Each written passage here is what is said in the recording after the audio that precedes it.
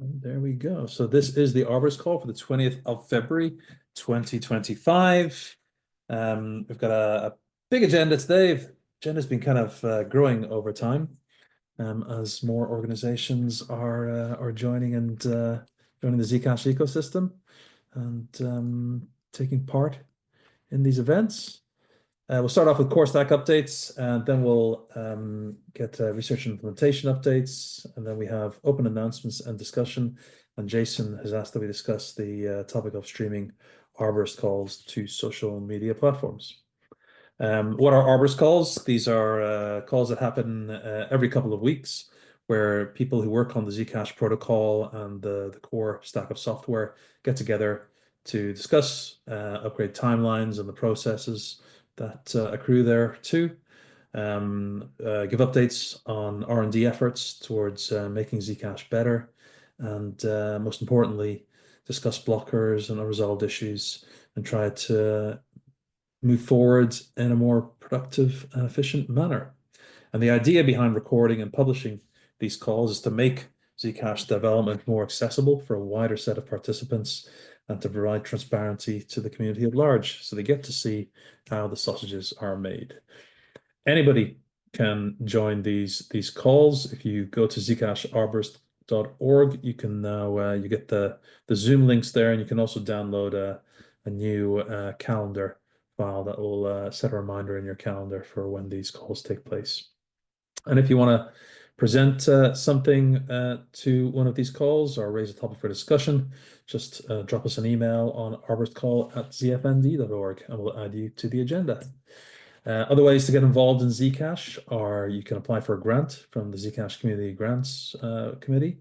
You can join the R&D Discord, which is where most of the engineers hang out and discuss technical topics. There's also the community forum where the discussion is always spicy and exciting. And you can find these links by pointing your browser at zcasharborist.org. A little bit of housekeeping. First of all, we will have no Arborist call on the 6th of March because we will be having ZCon during that week.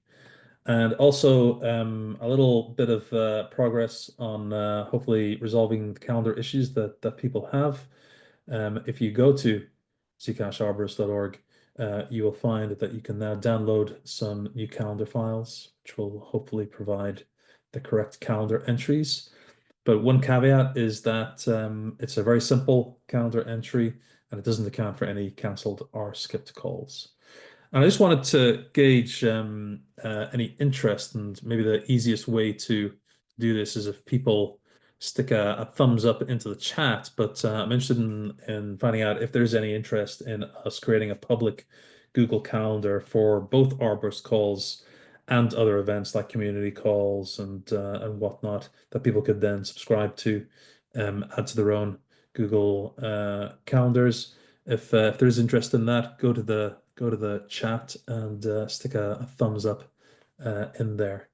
And then finally, we had previously discussed briefly having a mail group for announcements relating to Zcash technical developments, and specifically a group that the ecosystem partners could subscribe to find out when, for example, there are significant changes being made to software, if they need to upgrade, or if there are if stuff has been deprecated or whatnot. So we have created that group, and you can again you can go to the zcasharborist.org address, and you should find those instructions there also. It's hosted at Google Groups. I figured that if it's good enough for Bitcoin Dev, it'll be good enough for us. And you don't have to, as far as based on my testing, you don't have to have a Google account to subscribe. You can email that address, and that will get you subscribed. If anybody finds that that's not correct, please let me know, and we'll see if we can do anything about it. But we may not be able to do anything about it. But yeah, if we can start, and that's a moderated group, by the way, so it's not a situation that everybody can just email, and it gets blasted out to everybody. there are any mails posted to it have to be approved first, and as people join, we will add others to the approval group if we can. Jack, Okay. where did you? I'm looking on the Zcash, zfund.org/arborist calls, which is what zcasharborist.org takes me to, and I don't. I see the ICS files, but I don't see the mailing group link. Okay, um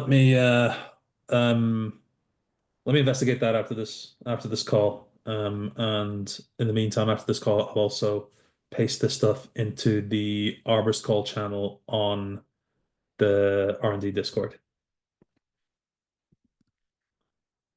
Thank you. Okay, let's start off with core stack updates, and I think Alfredo is in the hot seat today.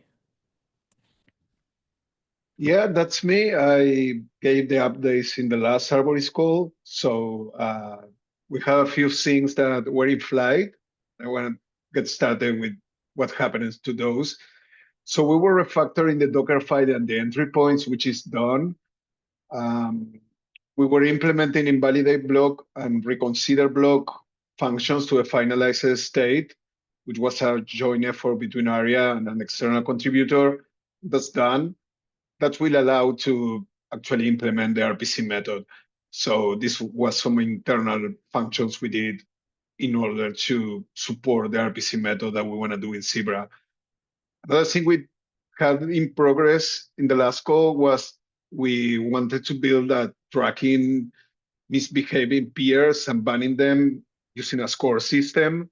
So we finalized with that. That's basically in the network. When peers send us bad information, we can ban them. That's done. We were adding inbound connections to the get peer info RPC method. That's not merged yet, but it's done. We were working on replacing the Zcash script implementation, which we had been doing since a lot with other participants as well. That was mainly Conrado working on, but he's still working on Frost. He gave a community call, I think, yesterday. So that was a bit on hold, but still in progress.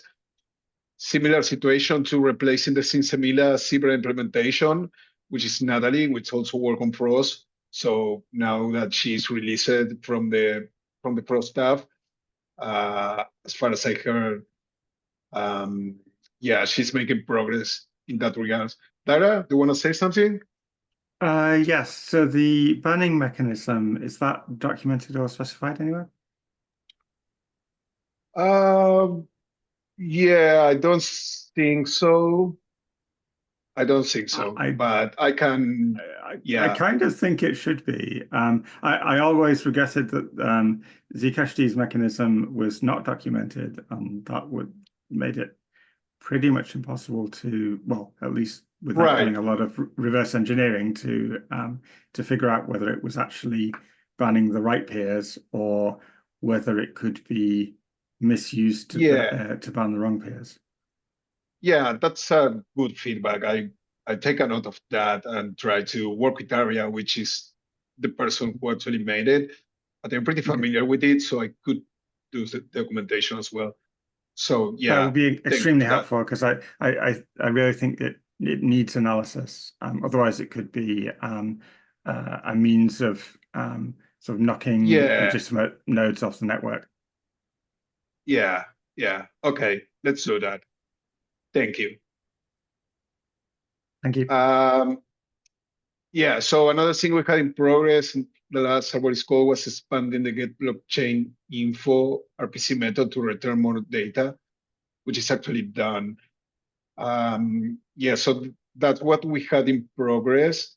Apart from that, we added a new network we are now using a new network kind in the transparent address of the rec test.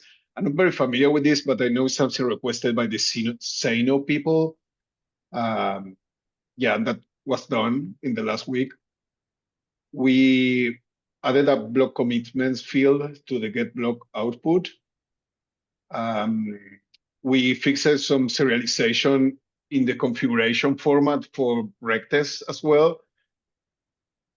We are now accepting another parameter in the SendRoute transaction RPC.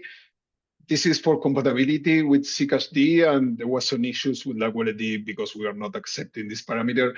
So now we accept it, and it do nothing, but it's compatible with Zcash. We added a verbose support for GetRoute mempool, which returns a bunch more information than the previous version.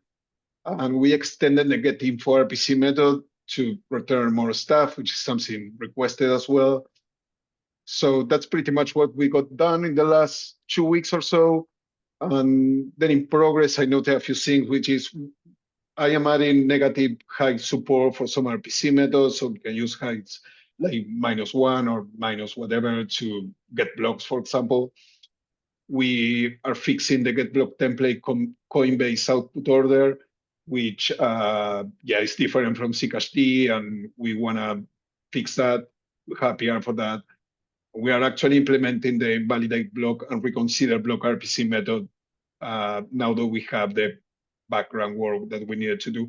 One thing I want to say is that all this I said is not only the Zebra team doing it. We're having a lot of high quality external contributor pushing code to Zebra. Yeah, that's very good news for us and for the whole ecosystem, I hope. Yeah, I guess that's pretty much it. Any question or whatever, please let me know.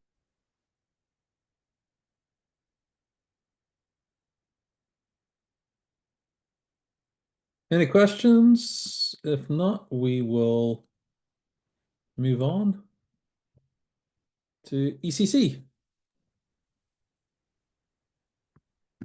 Cool. Shall I take this one? Yes, please. Cool. So in the last couple of weeks, the main focus has been getting the Zcash crates into releasable state, because they've had a bunch of work done over the last couple of months, and we want to sort of like make sure that gets capped off and released, particularly with regards to the keystone changes that were brought in at the end of last year. There were some changes that had to flow through from further up in the crate stack and dependencies, basically to enable Keystone to get onto published versions of our crate stack rather than depending on pinned dependencies, which should then mean that future updates are then just them rolling dependency updates rather than needing to update vendored libraries. So that work's been done. We are going through the release motions, not as we speak because we're all on the call, but today. And so that will almost as we speak. Almost as we speak. And so that will include the changes for all the no standard stuff that we did to enable Keystone. It will include the recent changes for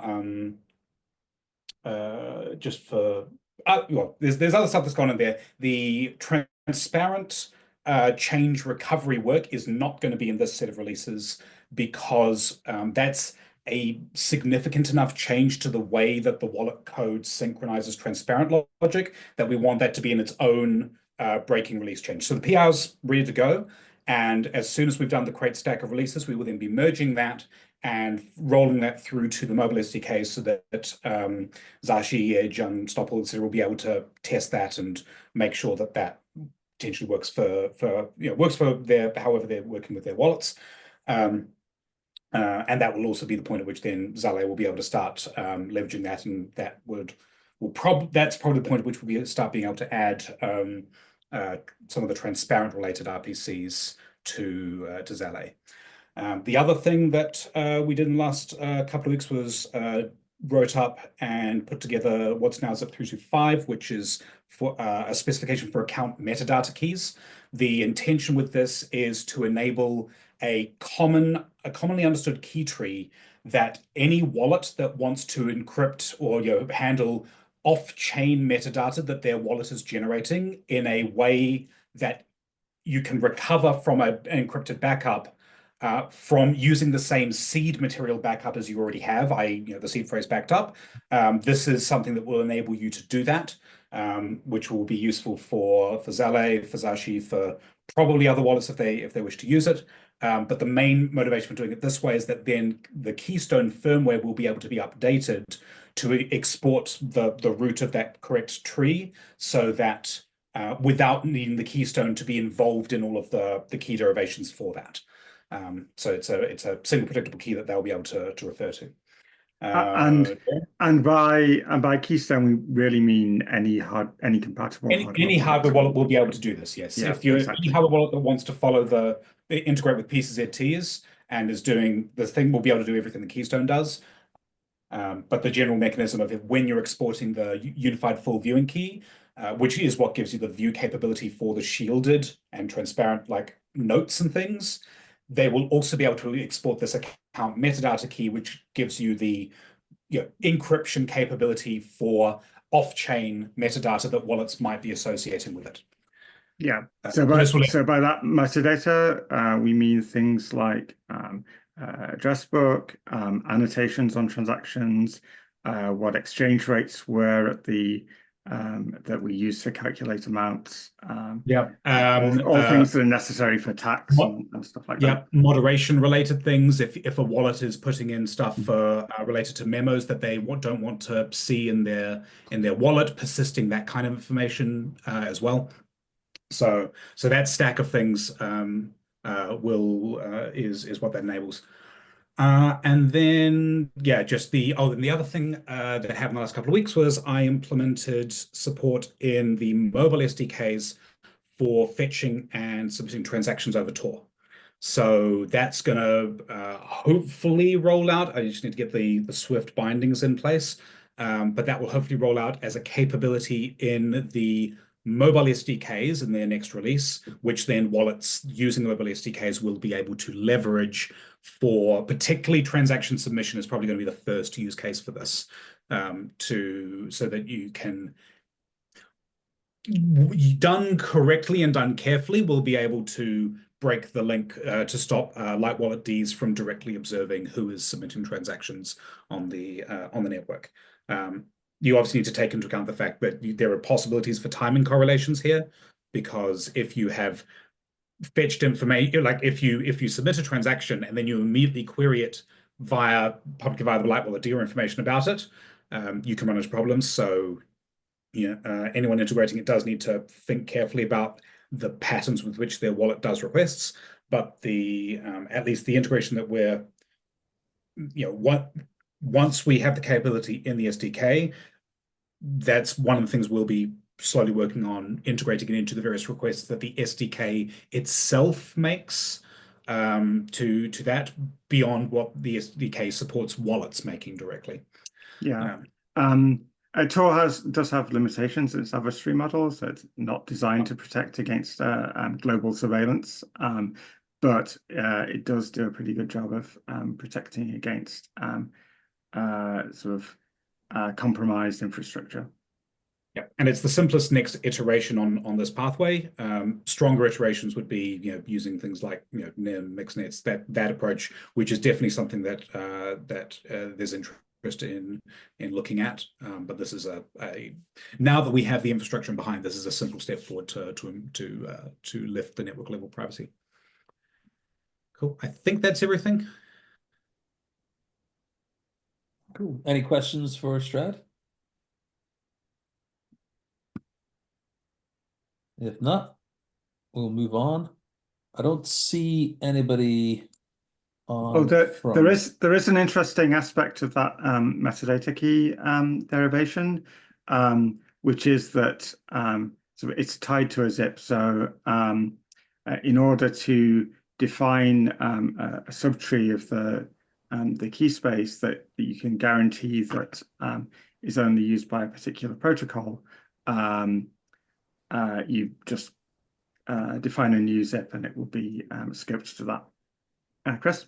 The other thing that I wanted to remind folks of is that the other thing that we've worked on in the last few weeks is NU7 zips, specifically the NU6 or the V6 transaction format zip we've made substantial progress on, and some other of the zip editing. Yeah, for so those.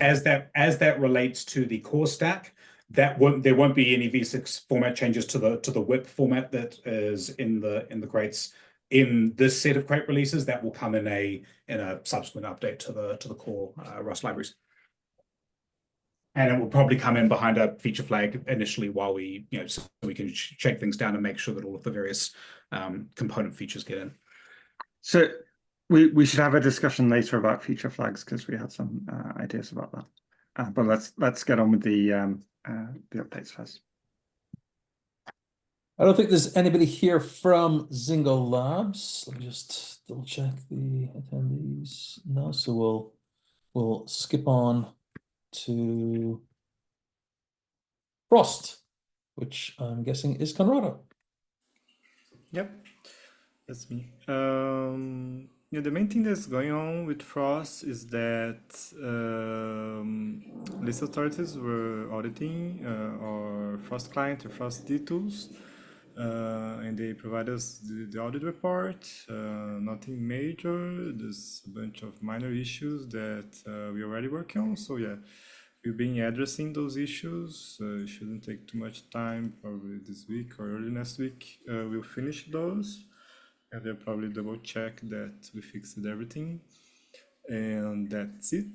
That will kind of wrap things up with the Frost project. We made a community call yesterday presenting the Frost server and doing the demo. We had a couple issues with the demo, just demo gremlins got us, but we probably will be recording the demo and we'll probably upload that next week or the other week.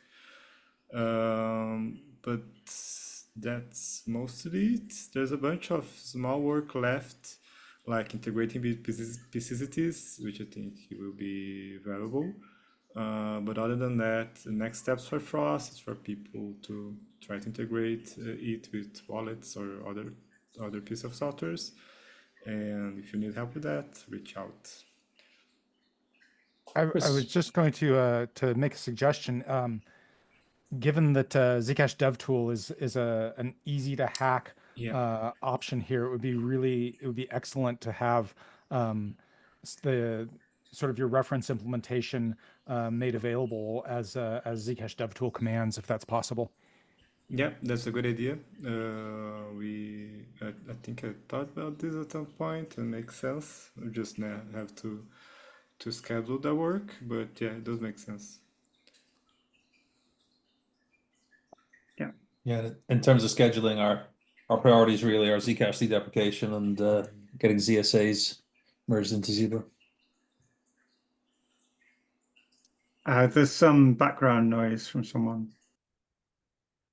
I think that was Conrado. Sorry. Any other questions relating to Frost?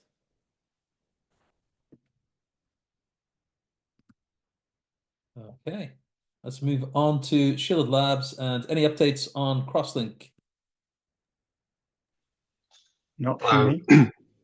Carry on. Yeah, on our side, so what we've been up to is a lot of focus has been on interviewing and hiring folks. So we've hired a couple, and I think we have one more joining soon. So that's pretty good. And next week, our team's going to be meeting in person and focusing on the roadmap for a Crosslink implementation, and then what the code design might look like. And also we want to get specific about the requirements for a first milestone. And this milestone we want is some sort of demo or proof of concept that maybe that people can run that demonstrates at least some piece of Crosslink functionality added into a Zebra fork. And then we've been looking into, and we want to have that demo done by the end of March. Meanwhile, we've been looking, trying to understand Zebra CI and trying to decide how much of it we should reproduce. And right now we're leaning towards not reproducing it by default, and instead just creating new automated CI for the crosslink prototype specific stuff. But then if it works for the Zebra team, we might occasionally like to create like a draft PR to get the full like comprehensive CI feedback for the current state of our prototype on occasion when that makes sense, like each milestone or not. So we're interested in talking to Zebra devs or the CI folks about that. Yeah, and so that's our update for today. Any questions?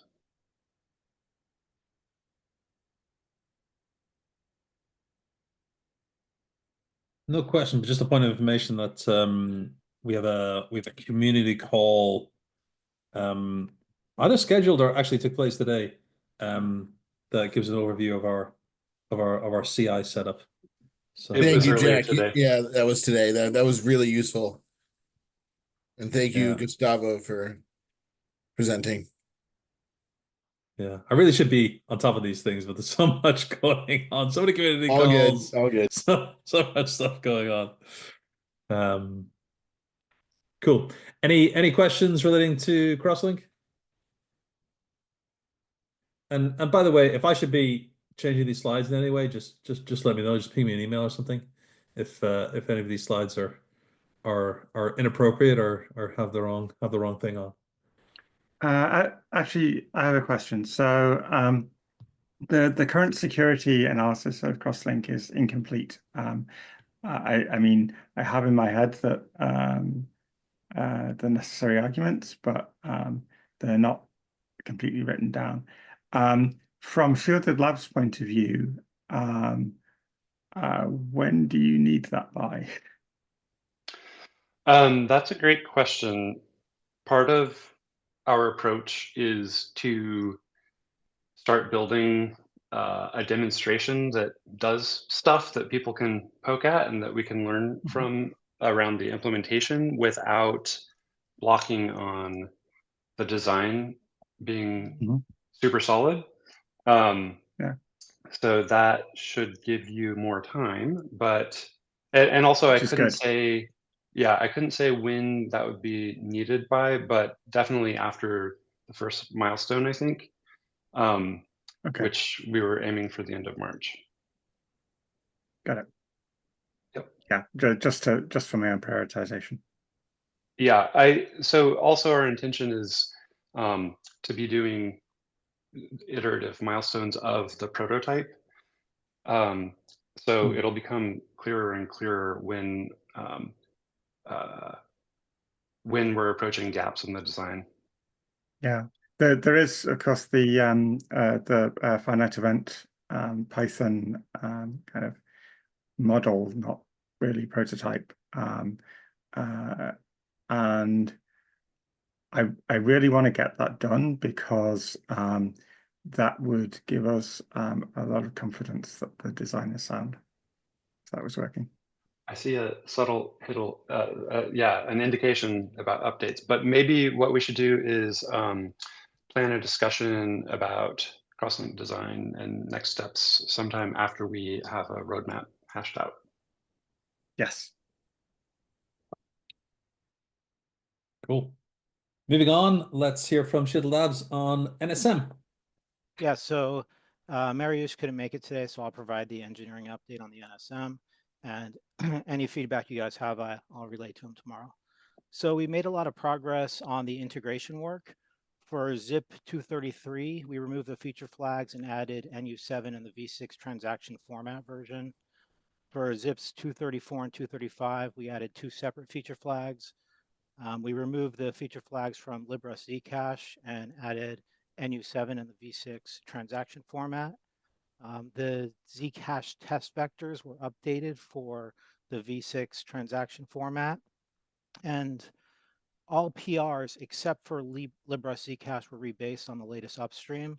The one for Libra Zcash was not, because Zebra does not use the latest Libra Zcash, so we had to keep the older code from December 2024. And so next steps, we're going to meet with Iger on Tuesday to relay any feedback or updates that, and also discuss what else needs to be done before these PRs are merged upstream. Strat.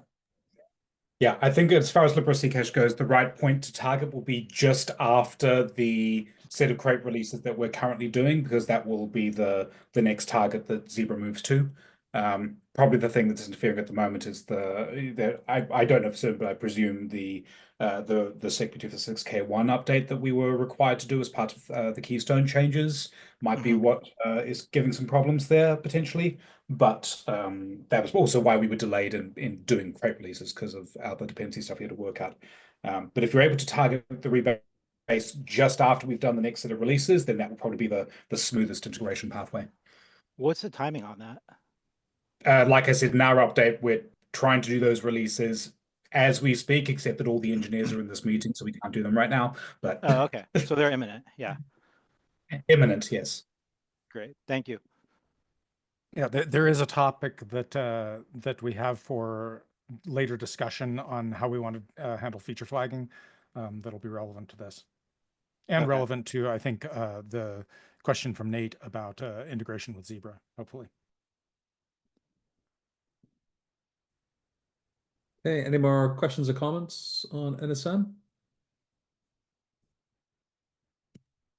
Okay, I don't think we have any from anybody from Kedit. So we will move on to open announcements. If anybody has any news that they would like to share, please raise your hand, and that includes attendees as well. Oh, I guess there is something that we could talk about related to ZSAs. So the zip editor suggested a design change. Currently, so there's a string called asset desk that describes each asset, and that's paired with an issuance public key. So that pair so specifies the asset uniquely. And the change that the zip editor suggested was to that the asset desk should only be encoded as a hash on the blockchain. And part of the motivation for that was that we don't want wallets to just display the asset desk. I think that's kind of an attractive nuisance, because what a user needs to know about an asset is much more than that. They need to know the reputation of an issuer. They need to know a rough idea of how much it's worth, what security issues there might be with it. If it claims to be wrapping a particular currency, is it really wrapping that currency? Is it just an outright scam? And so without that kind of metadata, the user can't really make a decision about what kind of asset this is. And we think that that will need an off-chain protocol to provide that information, because it's you really need to sort of rely on the reputation of people who are telling you things about an asset. There's, I think, a little bit of pushback about this design change from Kedit. I mean, they were perfectly prepared to do it, but they wanted to make sure that we were actually all okay with this, and we wanted to really do it because so you would be able to verify an asset desk if you were given it, but it wouldn't be on chain. So does anyone have any sort of comments about that design change? I had some comments in text just now. Okay. Let's have a I look. think Nate has his hand up, and Strad, so let's hear from them. Yeah, maybe it's related to what Zuko said in text, but I had heard, I don't know much about this area, but I had heard I think it was MetaMask promoting a standard called token lists for Ethereum land. And I think it basically boils down to like there's a curation of lists that map the metadata to the high entropy cryptographic stuff. And then I think the token list world is your wallet just might by default subscribe to one of those, or maybe users can pick which ones they subscribe to. But I just wanted to bring that to people's attention. Yeah, that's an idea I think we'd already talked about at the Zach Summit. Sure. Yeah, the idea of wallets being responsible for conveying some sort of trust to their users regarding this was something that also was part of the discussion that led to the Zip editors making this recommendation. And then, as far as the main pushback, as Derima said, was potentially never having access to the quote unquote original asset desk.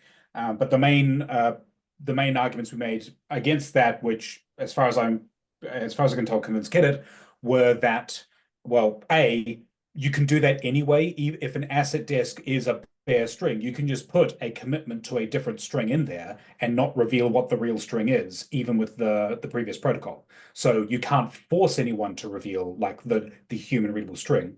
And then on the flip side, for people who do want to ensure the human readable string is accessible on chain at some point, you can put that into a memo field. Now, currently the memo fields are only 512 bytes, but because memo bundles are being proposed for deployment at the same time as ZSAs, that actually means that you'll be able to have memo bundles in the same issuance transaction. So you could just have a memo bundle encrypted with the all zeros key in the very first transaction that issues an asset, and then you wouldn't need to include it or pay the fee to include it in any future transactions. But that would mean that it's available from nodes that haven't pruned that memo bundle. So the availability problem can be resolved in a way, although you still have the trust problems that really do need an off-chain protocol. Yeah. An interesting aspect of that is that it needn't be only the issuer that is providing that metadata. So they could provide it in the transaction that creates the asset, but then other people could provide it in the same format, and then you would have some kind of reputation system to show the user some filtered view of all those opinions about a given asset. Chris. Yeah, Zuko posted in the chat that because the asset description string is under the control of the attacker, a good wallet should probably never display that string. And so I continue to contend that even though it's possible to put it in the memo bundle, that's actually an anti-pattern with respect to security for users, and that it should only be possible to obtain that asset description via off-chain protocols that the users can explicitly opt into, because otherwise there are too many ways in which that asset description string, if it is on chain, if it's revealed to users, can be used to mislead users. Yeah, and indeed, doing it via memo means that wallets can't assume that it's going to be there. So even if the issuers choose to put it there for recoverability purposes themselves, wallets can't rely on it being there like they could with the current protocol. I see a bunch of people have their hands up, but we do have time at the end for open discussion. So I suggest we move further discussion of this to the end, and just check again, see if there are any open announcements.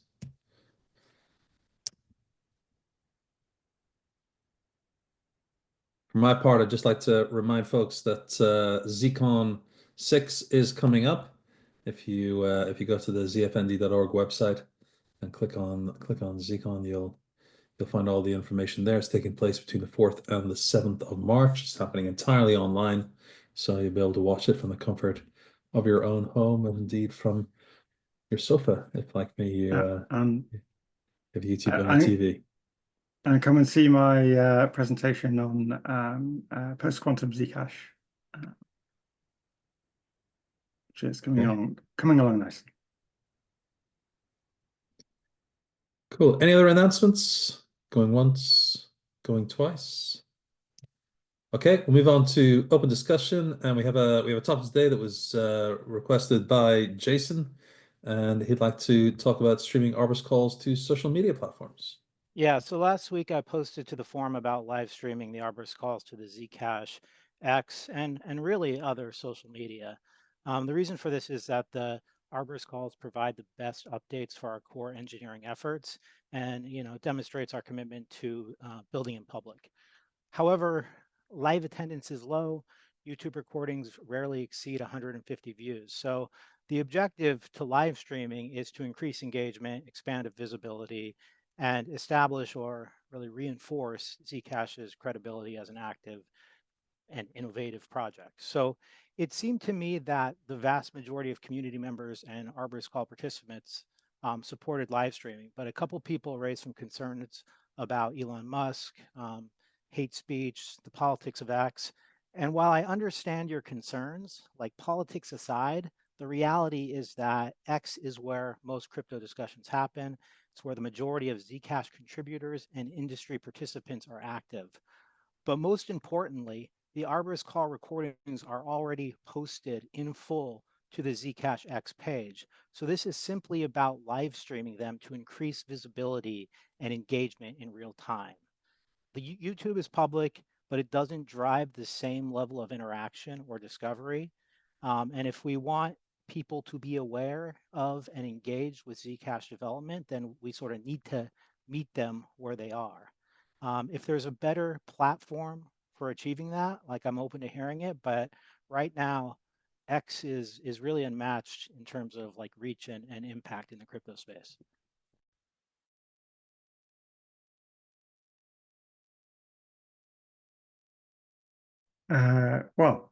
X is an anti-trans platform. Its CEO is a racist, a white supremacist, a Nazi. The things he's doing is beyond the pale. He is attempting to dismantle democratic institutions in the US and other countries. And if we can't take a stand, then I don't know why we're here. I understand that point, but the thing is, everybody's already using X. Like it's. Maybe we should stop using X.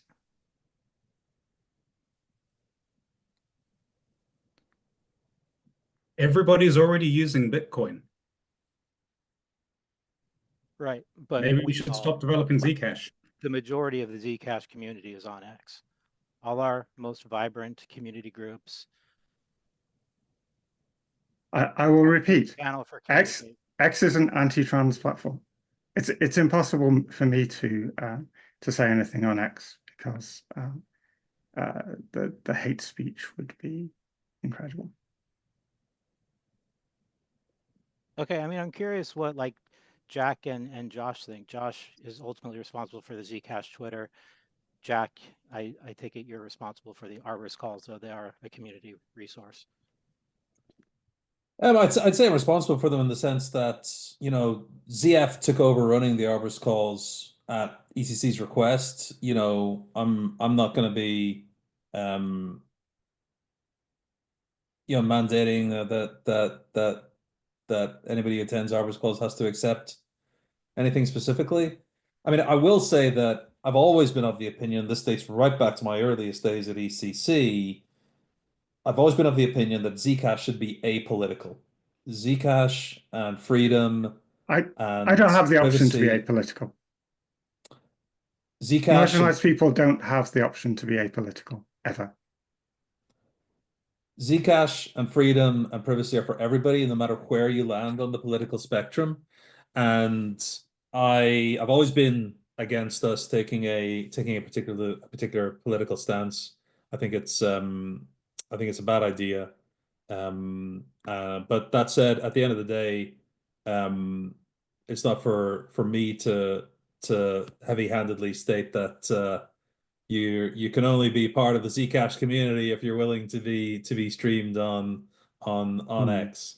So but yeah, that's my perspective on it. And like, for example, there are people who object strenuously to us using Zoom for these calls.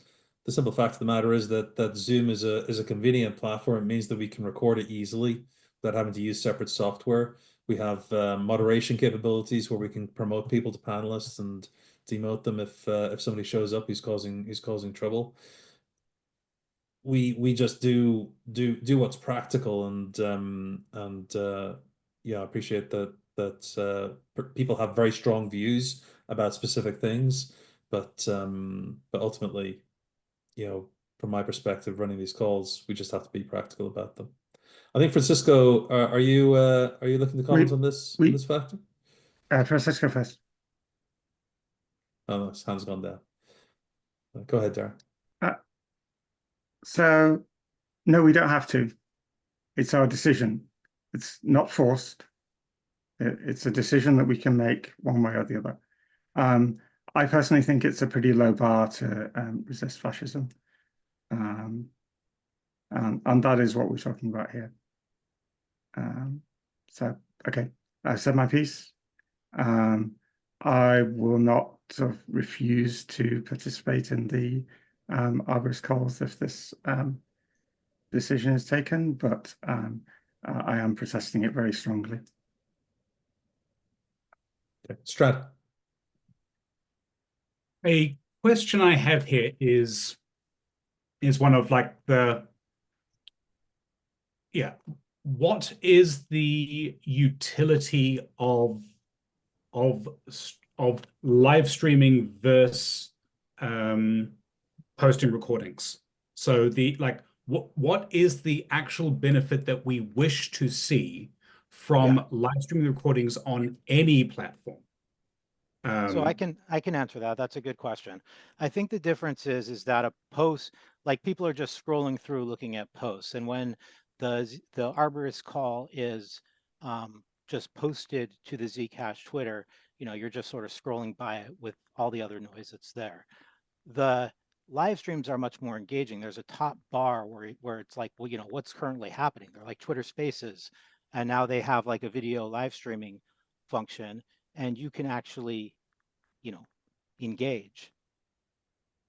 So I think that it would just sort of bring additional engagement. It would potentially bring more community members, more developers, and it would signal that, we're active and doing so in public on the #1 social media platform.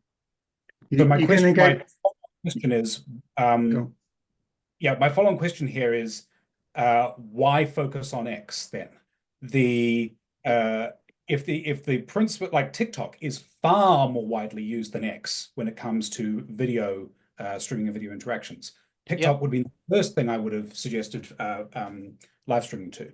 We're actually also talking about TikTok, but for shorts, not for like You can do live streaming on TikTok. So. And if the straight motivation is really to reach people who are scrolling through and wanting to watch videos, that's the place to be. So the way that I would look at this is, firstly, identify what it is the benefit that we actually get from changing the way that the recordings happen, because there's the addition of essentially additional places where people, which is a combination of developers, engaged community members or general cryptocurrency community members, and the disinterested users who might stumble upon us, figuring out what they actually are wanting to engage with and what interest they will get from that. And secondly, what the moderation burden will be from engaging on those various platforms, because there will be a moderation burden that someone will have to pay to manage live streaming on those services. You mean like comment, like ongoing comments, comment moderation, banning, whatever. Like, we need to know what kinds of tools are available for those. We need to know what kinds of things are for that. we have an established pattern at the moment because at the moment we can rely on the fact that the Zoom calls have an attendee list, or I think that has recently changed because of the time zone problems. But like Zoom's designed for meetings, and so there's controls that the meeting runner has for managing those meetings. If we had someone who was who needed moderation here, we could do so. Do these other platforms, what tools do they provide for this? What tools do they provide for managing that? And how much additional effort and cost is it going to be on top of us to maintain that for the benefit that we in the community get? Well, I think there's a bit of a misunderstanding there, unless I'm misunderstanding what you're saying. It would just be live casted to X. It would still be run through Zoom. Yeah. My understanding, because I've also had other discussions about this with other community members, and my understanding is that they're essentially looking to join the Zoom, and then somehow, I'll confess I don't understand exactly how it works. Take the feed and live cast it somewhere else. So it's not the case of like we would be moving to X, we'd be moving to TikTok. My understanding is that nothing would change from our perspective. We would still be using Zoom. We would still have these moderation tools available to us. And by the way, those include things like, I can mute people, I can demote them, change the role to attendee. Like, we have moderation tools here available to us. It's not like or it's not like the suggestion is that we move the meeting onto a different platform. It's purely that the suggestion is that this meeting gets rebroadcast or restreamed on that platform. Yeah, and Ryan, who does the Zero Knowledge AV group, he brought up that he wants to use software to not only live stream it to X, but to other platforms as well, like Discord and maybe, and other platforms. I think we need to be clear. But I don't think that they have the functionality yet. They don't yet. I think we need to be clear that we're talking about sort of streaming to a platform where a lot of bigots and people who hate trans people in a very extreme way hang out. And I mean, it is increasing the risk that someone who decides, for example, to swat a participant because they don't like something that they've said. That is something that happens, and it's more likely to happen if people on X are listening to these calls, to be honest. I mean, I'll just comment here. I'm struggling here because I'm hearing an echo in my headphones, because I've just logged on to Discord, into the Zcash Global Discord, and you can see that this call is currently being restreamed there. Just trying to figure out how to share that. Yeah, the call is public. This is all about risk management. This is all about sort of choosing where you rebroadcast it, and not choosing a place where could we try it out, see if there's where any evidence? A whole marginalized community has been essentially chased away from the platform because any protection for that community has been systematically removed. Yeah, that's all I want to say. There, Emma, I just wanted to make sure I heard you correctly.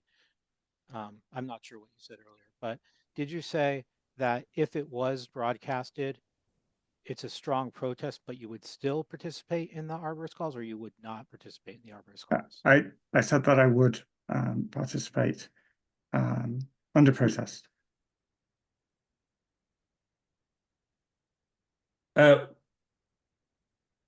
One thing I want to make sure is that if anybody does feel that they don't want to participate, please let me know privately, and I can relay the information, because I appreciate that you know, there are certain folks in the Zcash ecosystem who are quite nasty, and I'm looking at a Telegram screen right here where some of them hang out. So people may not be willing to stay here, that they would not be willing to participate in Arborist calls if it's restreamed on a particular platform. So if that is the case, feel free to reach out to me privately and let me know. Darren. Oh, sorry, I'd left my hand up. Okay. I mean, that is not a final decision, by the way. It depends what happens. If I think that this is increasing my risk significantly, then I'll stop participating. Conrado. Yeah, just as a reference, the Zcash Dev Fund Twitter space that happened in August last year had 305 listeners. And I feel like this is not like a gigantic number that will be super convincing for us to do the streaming at X, Twitter. But I share Dariana's opinion. I feel the same, but I also won't stop participating if it does get streamed to Twitter. But yeah, I just feel like it won't matter that much. But if people want that, that's it. Yeah, I have to say I'm disappointed that that people apparently hearing what I'm saying and not listening, or listening and not hearing. I don't know which way around it is, because I mean, you can probably hear in my voice how disappointed I am.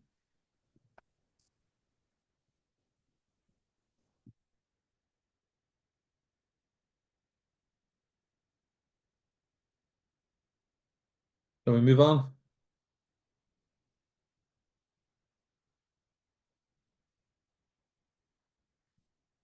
I think we could continue now the Kedit discussion that I interrupted earlier if we want to.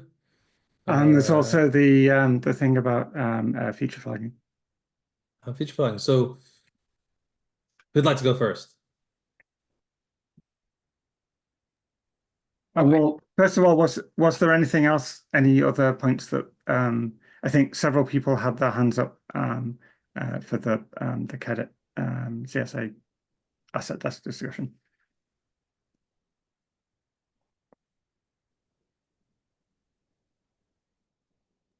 Alfredo. Yeah, I have a question, not exactly about the Kedit stuff, but I was making a high-level overview on the memo bundle zip, and I feel that I know it's a draft, and it seems that there is stuff missing. I wasn't able to figure out, for example, how it's going to be possible for. So the idea, one of the requirements is to, if you have a memo, you can know it before decrypting the whole thing. That's kind of beneficial for like wallet clients. I wasn't able to figure out by the zip how that works. So I was wondering if it needs more written stuff or what the status about that.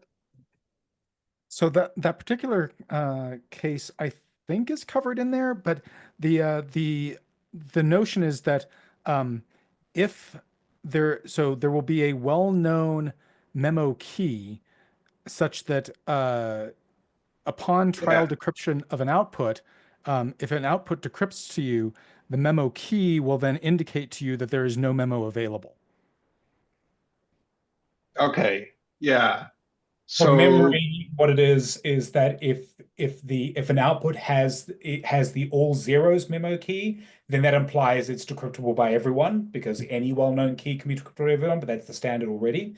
And then the all ones memo key is being used as the no memo flag, because there's a cryptographically negligible probability of that ever colliding with a real key. okay, that makes sense. So in regard to a status, do you think it's kind of ready, or what do you think is a status that zip specifically? Is this zip 231 or? Yes. Yeah, I think it. The status is that it's not implemented yet. It's Yeah, either so it can't it's almost transition to completely proposed until it has a reference implementation, I believe. yes. So do you guys feel that with that zip in the state as it is enough to make an implementation? I'm active, or a couple of weeks ago, I was actively working on an implementation. I've been pulled away from that for other reasons, but yes. Yeah. Okay. If there's anything that you think is missing, then please comment on the zip. Yeah, I do that. Okay. Okay. Yeah, the consensus part should be, you know, we reviewed that in the zip editor discussions end of last year. So the consensus parts should all be fine. So I'm looking at the things that are still to do. There's the transaction Zcash, which we know about, like, because that's basically part of there's a separate zip about that. That's the zip editor. We're working on that now. That's just as with all the other zip, it's the zip editors who are defining the Zcash because it depends on some of the features. It says there's a potential interaction with zip 302, which is the it's an older memo format zip. Yeah, we haven't talked about that, but as far as it goes, it's well specified. And I think it's just that other zip needs to be updated, or maybe even withdrawn in light of these changes. Yeah, so I felt in a very high level overview that if I would have to, I mean, I have very limited knowledge in a lot of stuff, but if I have to implement it, I'm not sure if I will be able with just what is written right now. But yeah, it could mean that I don't have enough background or capability to do it. I could comment it out some of the things that I feel that will need some clarification. That would be good to know because the protocol for like decrypting and using these is fully specified there. So if it's not clear to an implementer what is needed there, then that just means we need to refactor the zip itself. But like the memo decrypt, like in particular, the memo decryption heading should fully, like that should be a step-by-step for doing exactly what you need to be able to access a member bundle's contents. Yeah. Okay. Thank you. Yeah, I've just looked over it again. As far as I can see, it's well specified. The only thing that might be a little vague is which chunks you consider to be pruned, but that's a local decision. Maybe we could say a little bit more about that.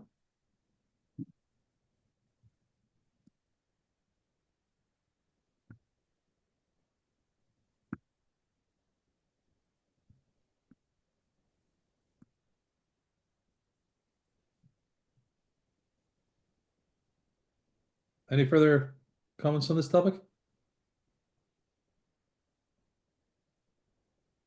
Conrado.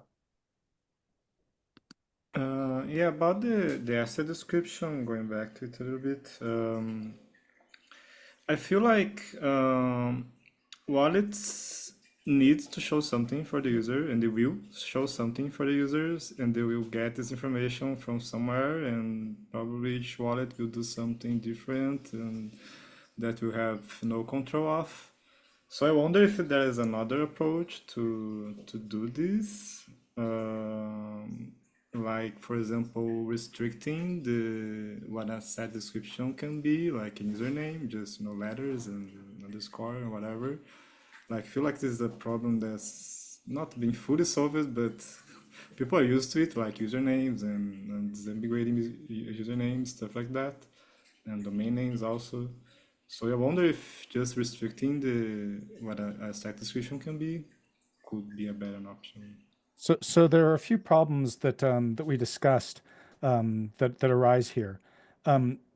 and I'll just kind of the motivation for that change is, I think, pretty well stated in the zip if you haven't read it yet, but there are different kinds of attacks that are possible. If the asset description is on chain, then the simplest attack is that the asset description can spoof some popular other asset description, but use a different issuer key, and that could mislead users if the wallet displays that asset description. If you have something where you have some trusted set of issuers, because there is currently no key rotation mechanism available, that then means that if an issuer's key is compromised, then a trusted issuer could issue some new asset, and or that issuer's stolen key could issue some new asset, and that then could mislead users and trick them into trusting or trying to use an asset that is malicious. There are other concerns. For example, if the asset description can be an arbitrary string, then it could include either abusive content directly, or things like you can dox individuals via an asset description, and it's just public information that is immutable on chain. So I would suggest looking at the motivations behind that PR, which is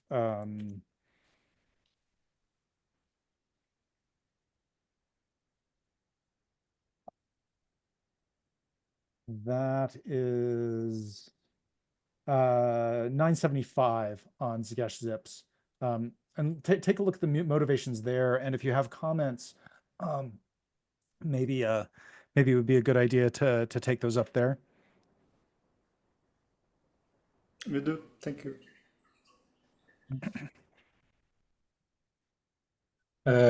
John Brulling in chat asked, could Frost be used for validating these things set at CT logs? No. For two reasons, because they're also two separate technologies.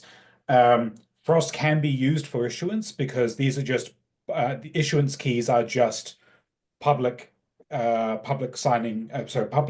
signature verification keys. So there's nothing preventing someone from being an issuer but having that issuance key backed by Frost.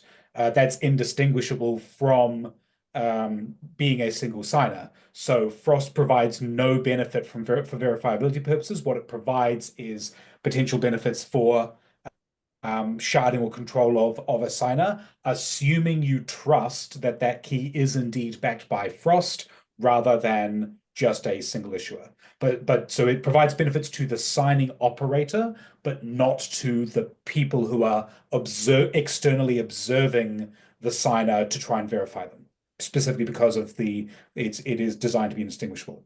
CT logs don't provide a benefit here because the purpose of a CT log is essentially to make an indelibly visible mark that some signed action occurred. We already have one of those. It's called a blockchain. CT logs are essentially just blockchains, or they are. You can think of them as a blockchain as being a very horribly asymmetrically balanced cryptographic tree.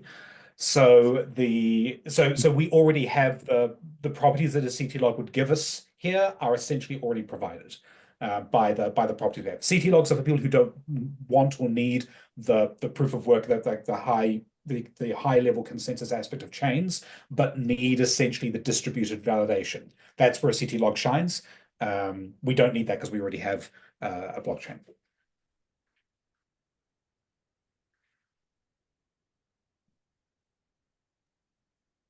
But by the way, I think transparency logs are a fantastic primitive. But Yeah. Strad is right. They're an absolutely great primitive. We have them. Yeah, we have them for free. Yes. Shall we move on to feature flagging? Sounds good.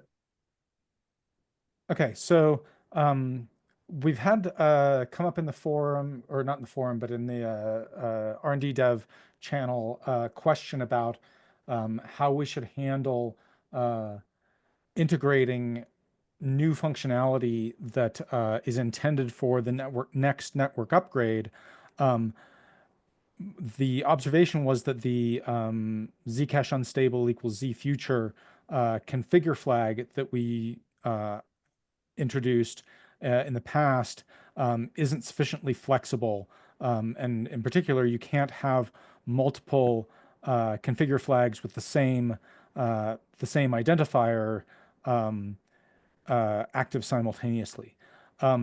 What I wanted to propose for this is that we agree upon some sort of ecosystem-wide configure flag, like Zcash unstable equals NU7 or something of the sort.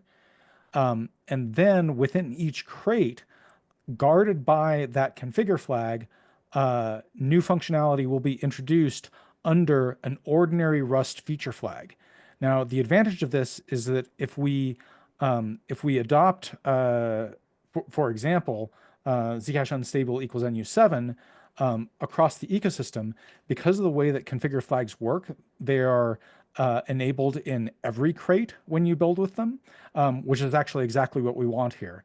And then if you're, then we can, for modularity purposes, put, for example, the memo bundles code under a Rust feature flag. We can put the ZSA code under a Rust feature flag and can essentially implement those Rust features as they're intended in an additive fashion, such that when you turn on all of those features, then you get all of the functionality as intended for NU7. Yeah, and it's also important to be able to do arbitrary Boolean expressions of feature flags and have code be conditional on that, because that's something that you might need.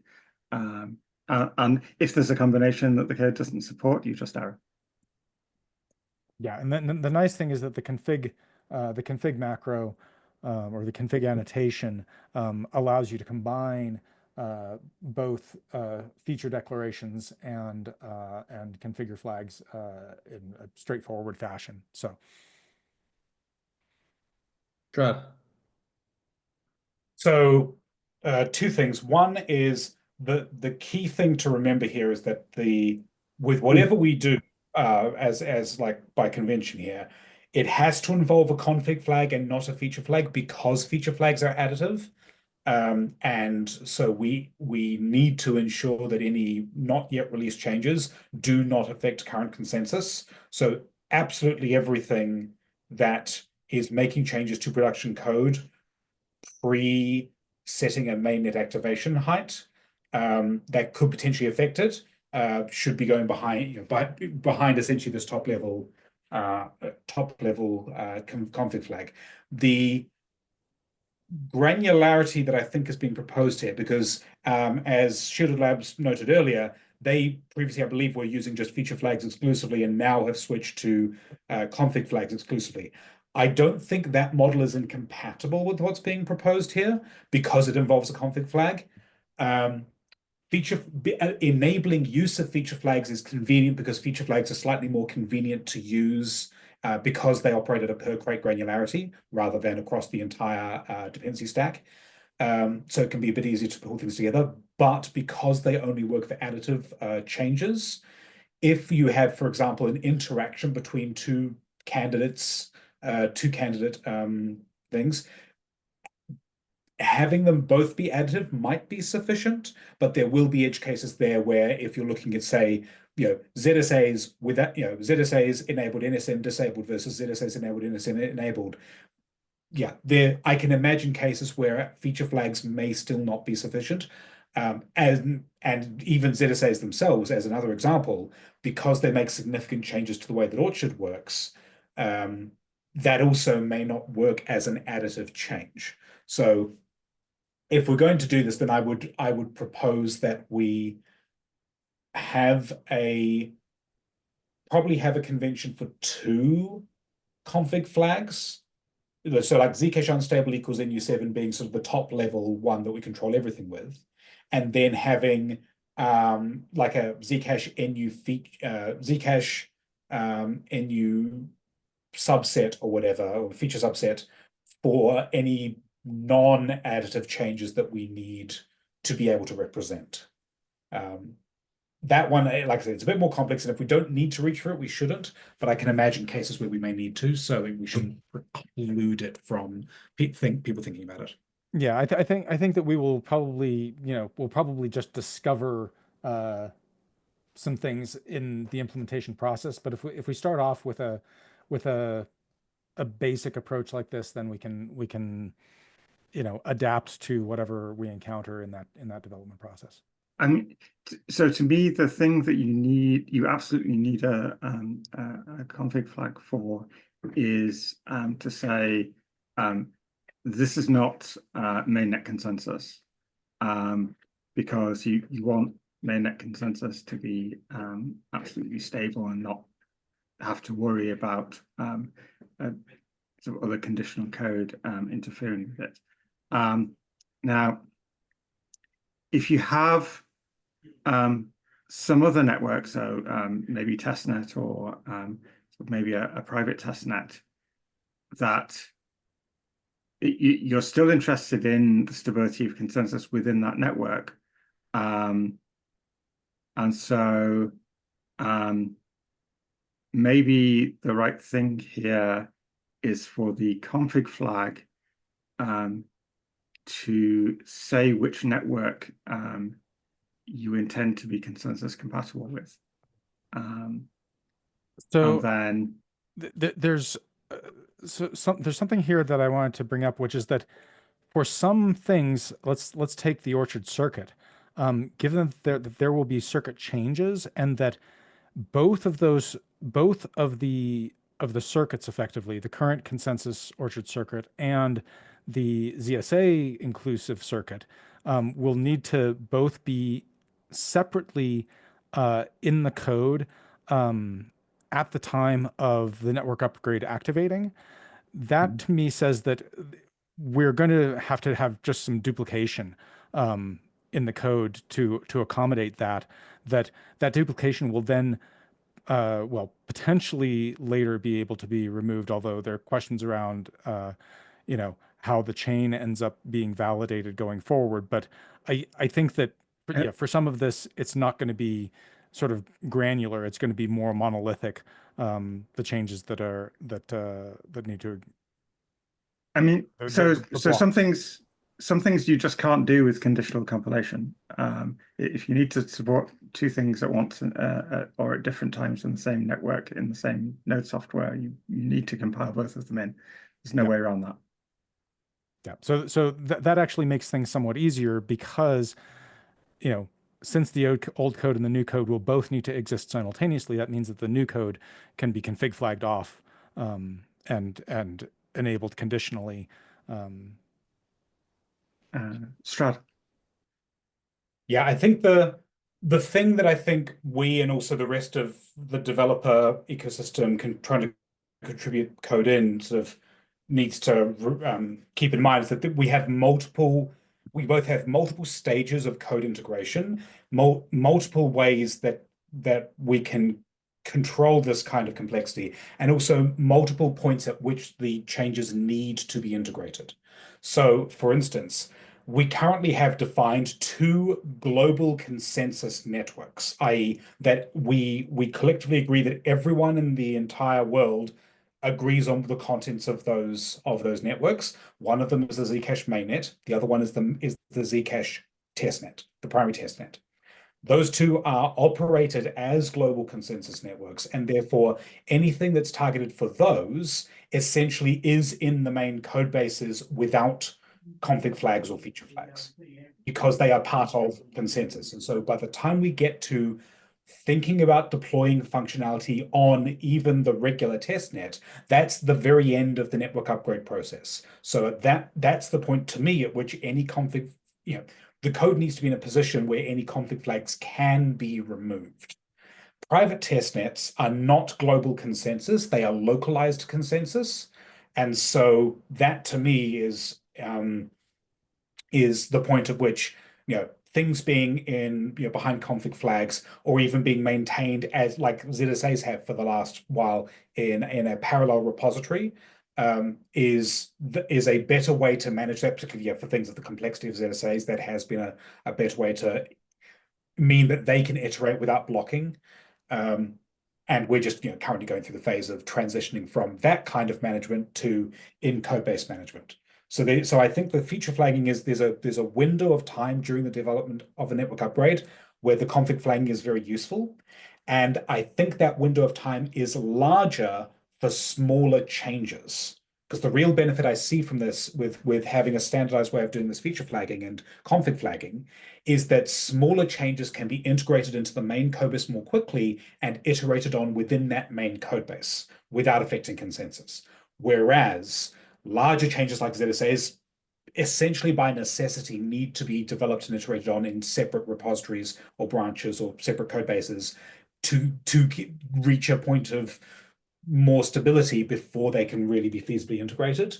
Picking the line between those is always going to be a bit tricky. Chris.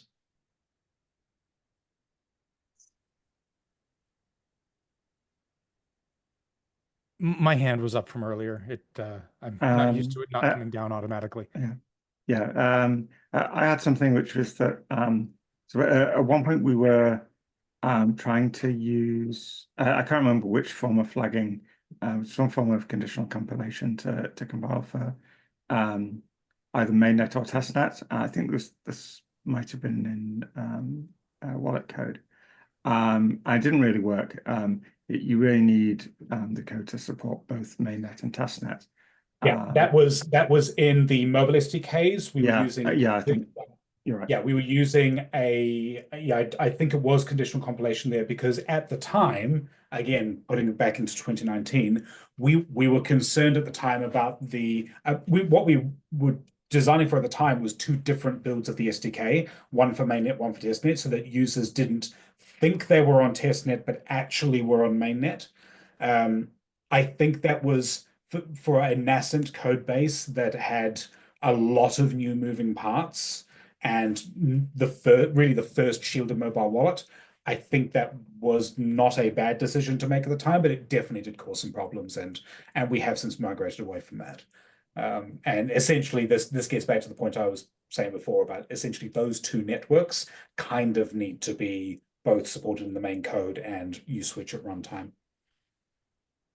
Yeah, because there are a well-defined set of differences between those. Although we're kind of having the same issue with regtest, where that's much more loosely defined and was not documented, but is still a mode that the software can be in. Yeah, the more global a thing is, the more need there is for it to be supported as a runtime switch.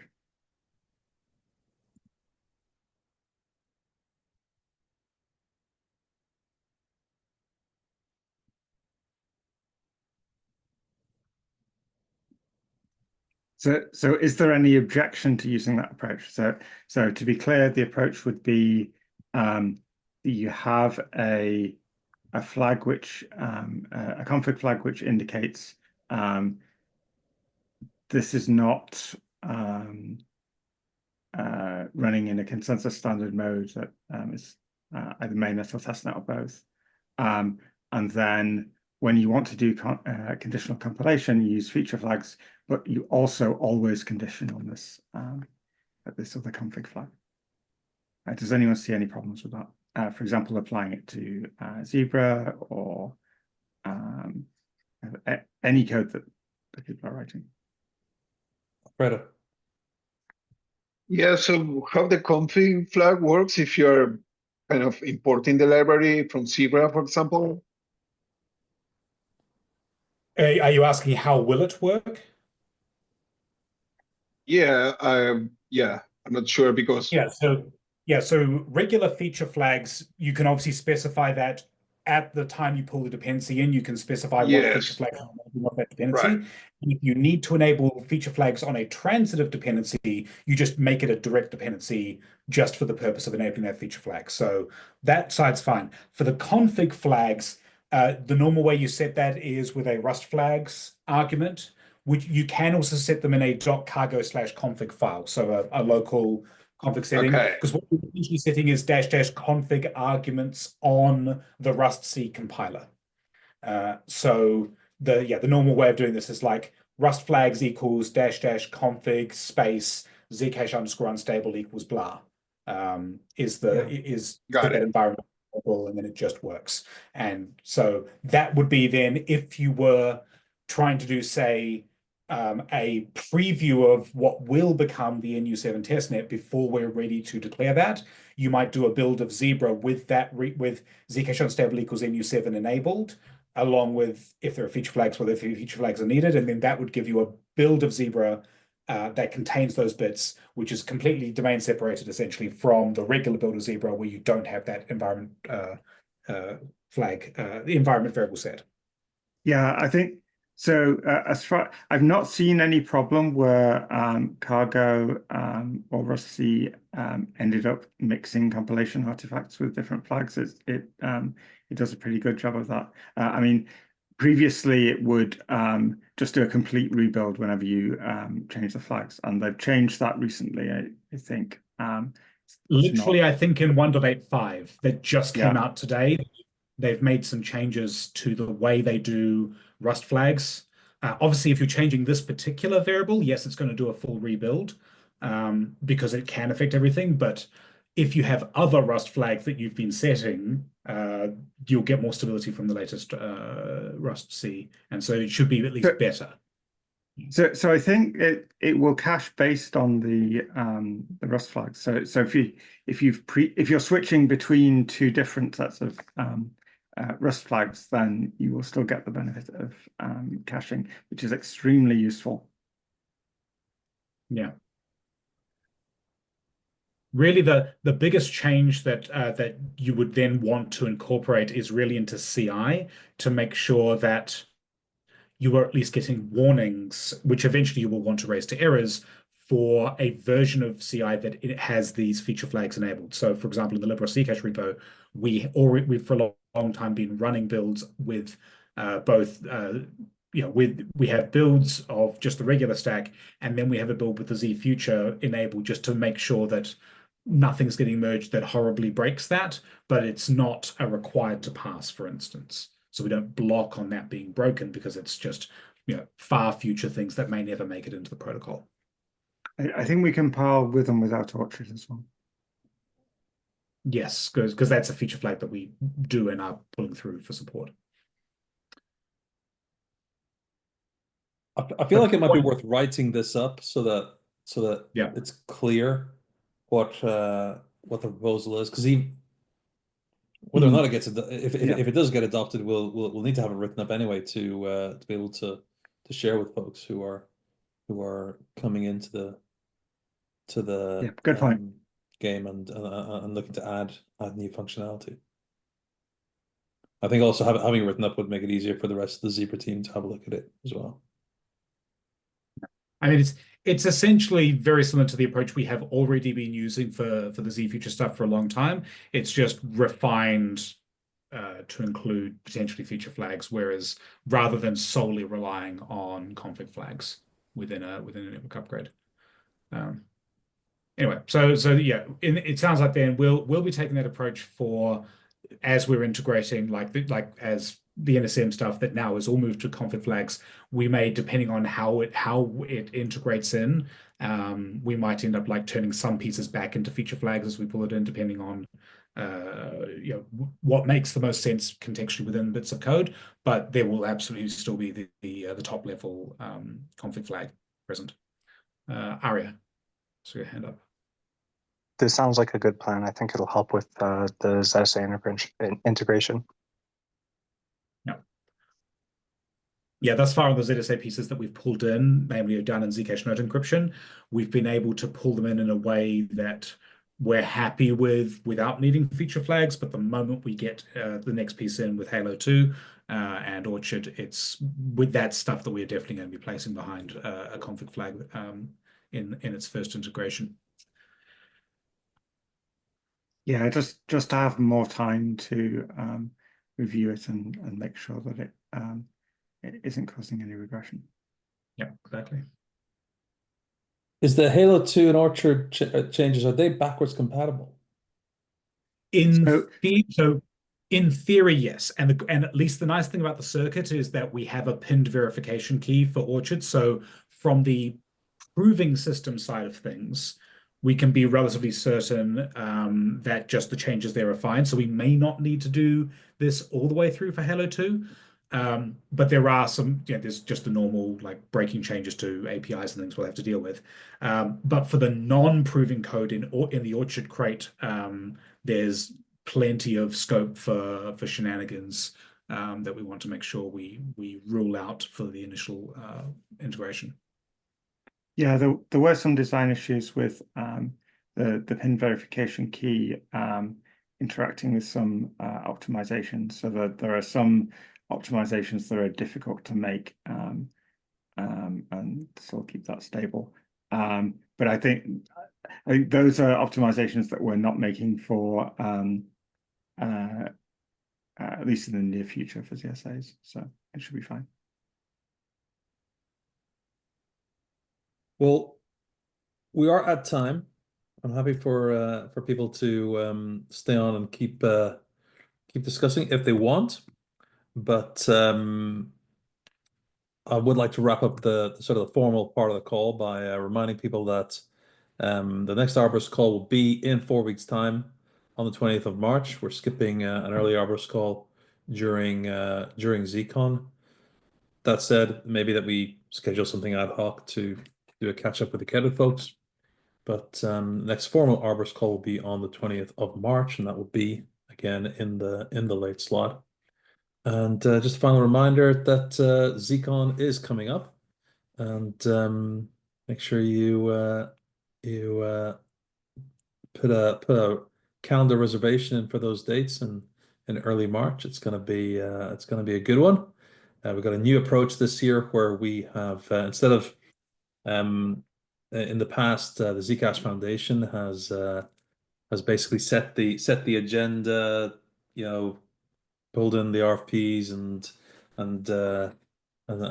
set the agenda for the entire event. This year we have split it up amongst multiple organizations. So ZF is taking charge of one day, ECC another day, ZCG a third day, and ZCUB the final day. So it's getting properly decentralized. So yeah, I'm looking forward to seeing how that works. Seems to be working well so far, and yeah, I hope that we get to see many of you taking part. So, and there's a reminder to don't forget to order your free T-shirt, courtesy of the ZCUB store. You can go and order lots of different Zcash swag. Paku. Yeah, there will be a bunch of interesting things on ZCon. I'll be also presenting on CCG Day, I think. So I hope everyone is there. I'll be talking about how Zcash is all-time high in collaboration. And so I hope everybody is there. I hope I get my T-shirt for ZCon. Last time it arrived like 3 months later. It was a very nice T-shirt, very nice fabric. So if you can get your T-shirt, do so. 100% recommend it. And also, don't forget that today is International Cat Day.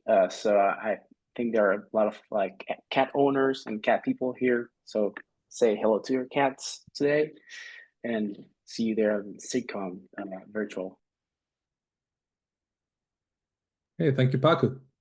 Well, with that, let's wrap it up. And like I said, if people want to stick around to chat further, that's absolutely fine. But we will end the formal part of the call here. Thank you all. Thanks. Bye-bye. Thank you.